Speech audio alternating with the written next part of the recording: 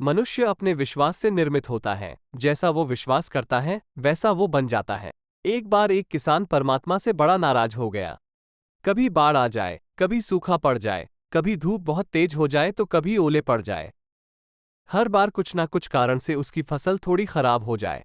एक दिन बड़ा तंग आकर उसने परमात्मा से कहा, देखिए प्रभु, आप परमात्मा हैं, लेकिन लगता है आपको खेती बाड़ी की ज्यादा जानकारी नहीं है। एक प्रार्थना है कि एक साल मुझे मौका दीजिए, जैसा मैं चाहूं वैसा मौसम हो, फिर आप देखना मैं कैसे अन्न के भंडार भर दूंगा।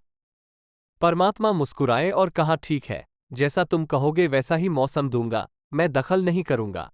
किसान ने गेहूं की फसल बोई। जब धूप चाही तब धूप मिली, जब पानी तब पानी। तेज धूप, ओले, बाढ़, आंधी तो उसने आने ही नहीं दी। समय के साथ फसल बढ़ी और किसान की खुशी भी, क्योंकि ऐसी फसल तो आज तक नहीं हुई थी। किसान ने मन ही मन सोचा, अब पता चलेगा परमात्मा को कि फसल कैसे करते हैं। बेकार ही इतने बरस हम किसानों को परेशान करते रहे। फसल काटने का समय भी आया। किसान बड़े गर्व से फसल काटने गया, लेकिन जैसे ही फसल काटने लगा, एकदम से छाती पर हाथ रखकर बैठ गया। गेहूं की एक भी बाली के अंदर गेहूं नहीं था। सारी बालियां अंदर से खाली थी। बड़ा दुखी होकर उसने परमात्मा से कहा, प्रभु ये क्या हुआ? परमात्मा बोले, ये तो होना ही था। तुमने पौधों को संघर्ष का जरा सा भी मौका नहीं दिया। ना तेज धूप में उनको तपने दिया, ना आंधी ओलों से जूझने दिया। उनको किसी प्रकार की चुनौती का एहसास जरा भी नहीं होने दिया।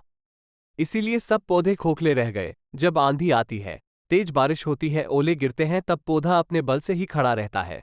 वो अपना अस्तित्व बचाने का संघर्ष करता है और इस संघर्ष से जो बल पैदा होता है वही उसे शक्ति देता है, ऊर्जा देता है, उसकी जीवटता को उभारता है।